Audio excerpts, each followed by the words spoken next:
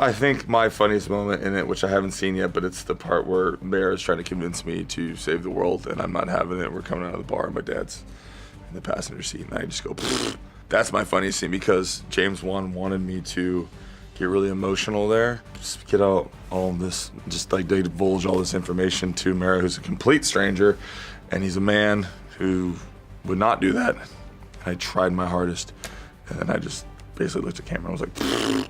And that was for James, because I couldn't get there. And the whole crew laughed, and it was funny because my mom used to do that to me all the time when I was being a punk. She'd go, pfft. We spent 8 months filming this, and that's not even counting all the training and stuff. So there are so many moments where, you know, you find yourself in these incredibly strange positions. For instance, I'm standing on a graded box, you know, first thing in the morning after 3 hours of hair and makeup.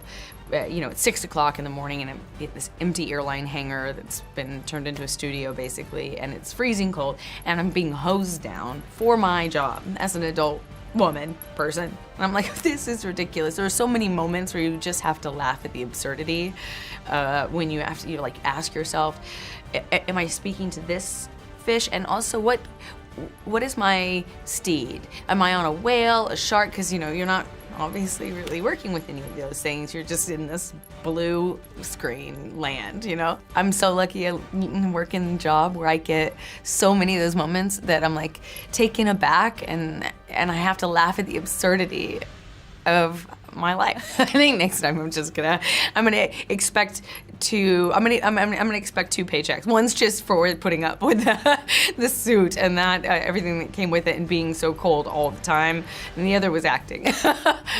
Anytime I put my actors in those sort of the rigs that they have to sit in that kind of create the impression of them floating underwater, those are my I think strongest memories from this film, because they're not the most comfortable sort of rigs for the actors, and so sometimes, you know, it can be a bit painful. I have memories of just images of Jason going, "Oh, get me out of this rig!"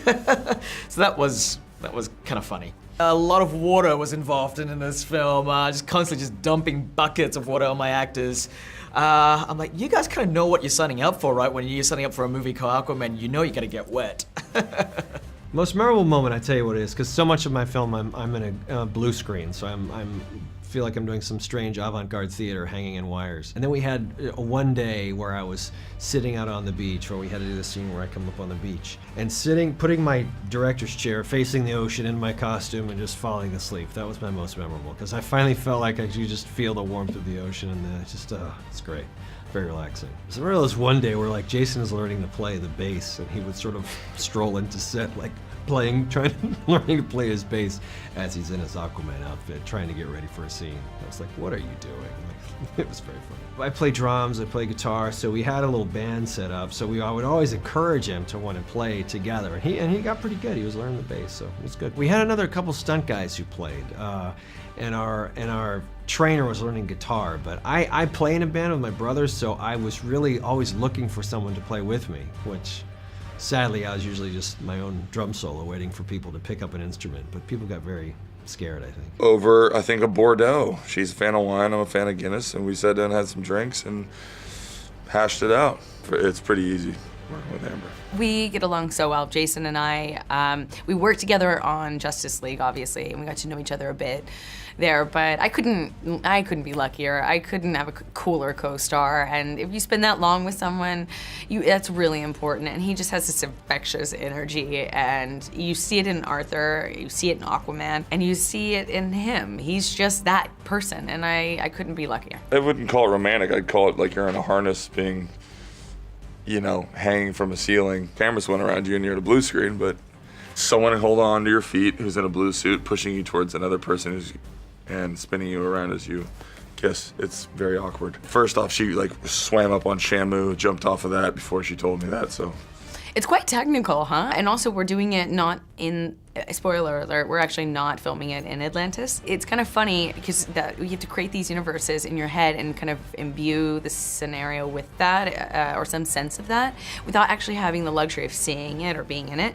So it's quite, it takes a lot of choreography and practice, especially considering it involves being rigged up to wires and things that you don't necessarily have control over. It's quite strange. They were kind of harnessed in, again, those really uncomfortable harnesses in a blue screen room with, with like basically a camera just like kind of zipping around them. But obviously the magic comes, at the end when post-production we put in the visual effects to kind of create the world that they're in. It's an image and a look that I wanted to create from the comic book, which is they all these classic images of them kind of kissing underwater with their hair sort of billowing in slow motion, I would imagine, and that was an aesthetic that I really wanted to capture for the film. You know what? Because I have pints with them all the time, but I'd probably have a pint with Wonder Woman. She's my friend. If I could choose any superhero to go get a drink with, oh boy.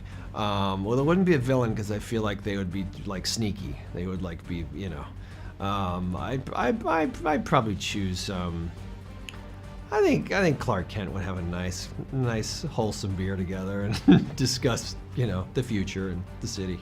I guess maybe Superman, and just because he's such an interesting character. I think it'd be interesting to pick Superman's brain and see what it is about, how he sees mankind and stuff like that. So I don't know, that could be an interesting one. Lift those weights and have a good diet. The proper amount of protein and carbs and fats. And, there's like someone who hands me some shit, do it. I think food just becomes fuel at that point. It's not like I would want to eat pasta and all the things that aren't good for you, and that's what I enjoy. But that's not what you can have when you're doing Aquaman. Who would I choose?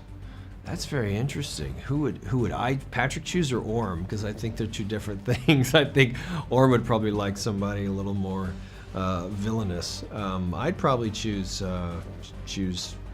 Wonder Woman. Yeah,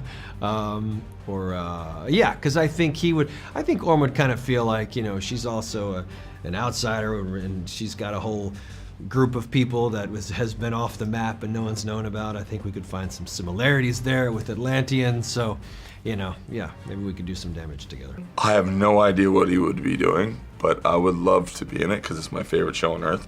But I think there's no room for him, so sorry. You wouldn't take on potential Jon Snows? I mean, if I could do that, but I don't think it's appropriate, but I could. You can have two husbands, surely, or you could be... I would probably make them both my wife. I'm pretty sure Drogo can't come back.